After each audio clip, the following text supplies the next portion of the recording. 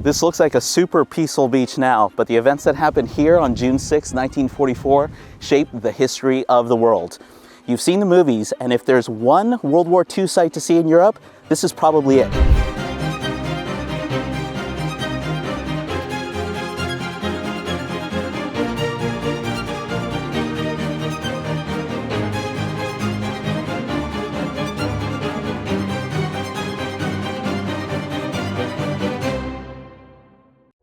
I'm Angel Castellanos for the tour guide, and today I'm going to give you the formula of how to explore Normandy, France. Normandy is the region located in northwest France with a long storied history. The Battle of Normandy in World War II began with the Allied invasion of the French coast from the English Channel, commonly known as D-Day. Today, the area is dotted with cemeteries, memorials, and museums dedicated to the greatest generation and the biggest amphibious assault in human history. Getting to Normandy is simple, especially if you're visiting Paris. The easiest way to get to Normandy is to take the train. Trains in France are fast, efficient, and well connected. Paris has 6 major train stations, since it's a hub for the rest of Europe.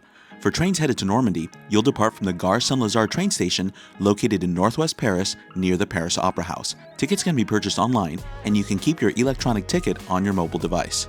Connections to Normandy from Paris via train are pretty quick. Paris to Caen is a 2-hour direct train. Paris to Rouen is only an hour and 20 minutes direct. Once you're in the region, a car is the best way to explore the D-Day beaches and all the World War II sites you want to see. From the Caen Memorial Museum to the American Cemetery, it's a 45-minute drive. It's a shorter 35-minute drive to the British Normandy Memorial. If you're staying in Normandy to fully explore the region, here are 3 places to consider as your base. Bayeux is a charming historic village that is the closest to the D-Day beaches and not more than a 40-minute drive from any World War II site. Caen is the bigger city and the home of the Caen Memorial Museum and other important historic sites. Rouen is the biggest city in the region and has been important since the Middle Ages, but it's the furthest away from all the sites but closest to Paris. For something this historic and popular, you want to book your ticket or tour in advance. The museum you should definitely book in advance is the Caen Memorial Museum. You can easily book a ticket or tour online. The American Cemetery at Omaha Beach is free to visit. Every other museum is small enough to where you can purchase a ticket upon arrival. If you want to make things easy, jump on one of our tours. They include transportation, a passionate guide, and tickets to everything you need to see.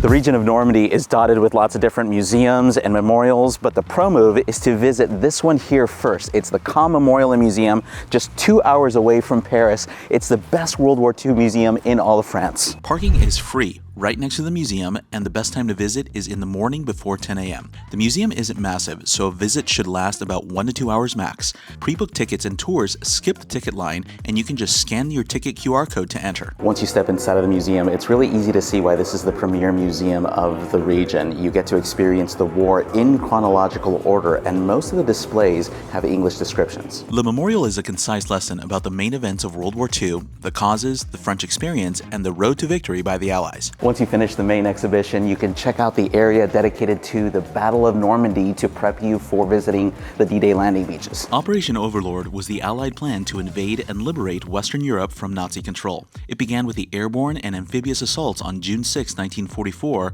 landing on 5 Normandy beaches. The Battle of Normandy lasted until August 25, 1944, marked by fierce fighting as Allied forces secured the beaches, broke German defenses, and advanced to liberate France. I would definitely not skip the Caen Memorial and Museum because it's going to give you a lot of information, context, and perspective that's going to make your visit to the region a whole lot more meaningful.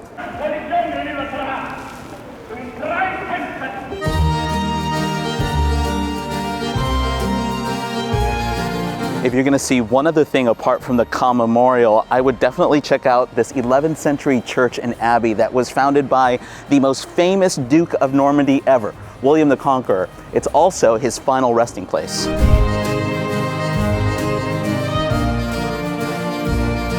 William, Duke of Normandy, changed history forever when he set sail for England in 1066 to battle his cousin Harold for the English throne that was promised to him by King Edward the Confessor. He obviously won and crowned himself King of England in Westminster Abbey, December 25th, 1066. And this is his final resting place.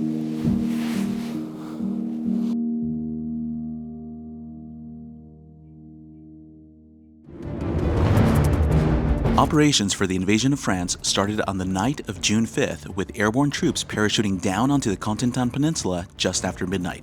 Meanwhile, an armada like the world had never seen of 5,000 ships crossed the English Channel and took a position off the beaches without being spotted by the Germans. The beaches of Normandy were divided into sectors with operational names: Sword and Gold for the British Second Army, Juno for the 3rd Infantry Canadian Division, and Omaha and Utah for the United States First Army. At 5:45, the battleships opened fire on the Atlantic Wall defenses, while the landing crafts carrying the first assault waves drew closer to the beach. In the American sector, the attack began at 6:30, and at 7:20 in the British. The focus of the American attack was the 7-kilometer beach between Verville-sur-Mer and Culver-sur-Mer, codenamed Omaha. The area remains deeply marked by the intense American self-sacrifice, taking its place in history with the nickname Bloody Omaha. It's hard to understand the challenges the Allies faced for the invasion of Europe without stepping foot onto the beaches of Normandy. I'm about a 5-minute drive down the hill from the American cemetery, and once you step onto the beach, you feel the challenges of the weather, the width of the beach, and of course, this whole section was protected by German defenses. So the airborne took off on June 5th, and on June 6th, 1944, 150,000 soldiers stormed these beaches, and right here on Omaha, 2,000 soldiers died, with 2,000 more being injured.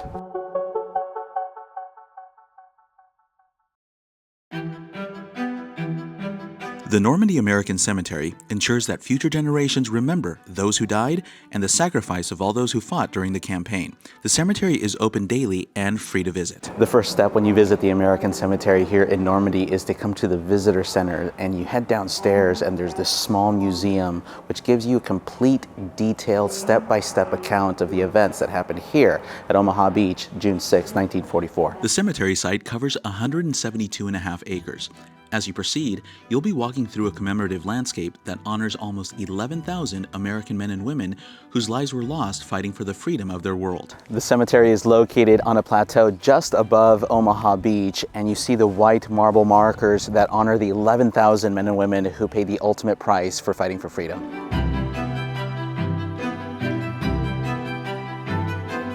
On the walls of the missing, in a semicircular garden on the east side of the memorial, are inscribed 1,557 names. Rosettes mark the names of those since recovered and identified.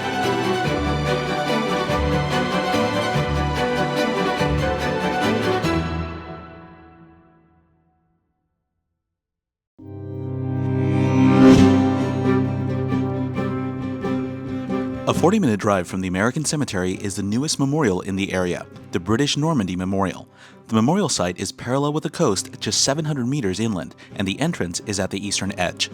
The coast of Normandy was divided amongst the Allies for the invasion. Omaha and Utah were codenamed for the Americans, Juno for the Canadians, and Golden Sword for the British. Out of the 156,000 soldiers, 62,000 were British and 22,000 lost their lives right here. This is the newest site in Normandy. It's the British Memorial that was opened on the anniversary of D-Day by King Charles III himself when he was Prince of Wales. The memorial lists the names of the British servicemen and women who died on D-Day and during the Battle of Normandy in chronological order by their date of death. The 1,746 who died on D-Day are inscribed on the D-Day wall in the memorial court. A special installation called Standing with Giants is currently on display for the 80th anniversary until August 2024. I got to speak with Dan Barton, the man responsible for the charity and exhibition. And what's the goal? What's the mission of Standing with Giants? Just to keep honouring those that have fought for freedom. Standing with Giants is basically about embracing our freedom. I think everyone's got it within them. They want to remember those that gave their lives so that we might have our freedom today. How many figures do you have here? It's 1,475, and each one of those represents someone that died on D-Day itself, under British command. Well, thanks, Dan. I really appreciate your work. It's incredible to be here with you and to witness your work, and it's absolutely stunning and moving. If you get a chance, sundown, okay, or sunrise, okay. Yeah, so the sun sets over here. Yeah. About 9:30. It'll be spectacular.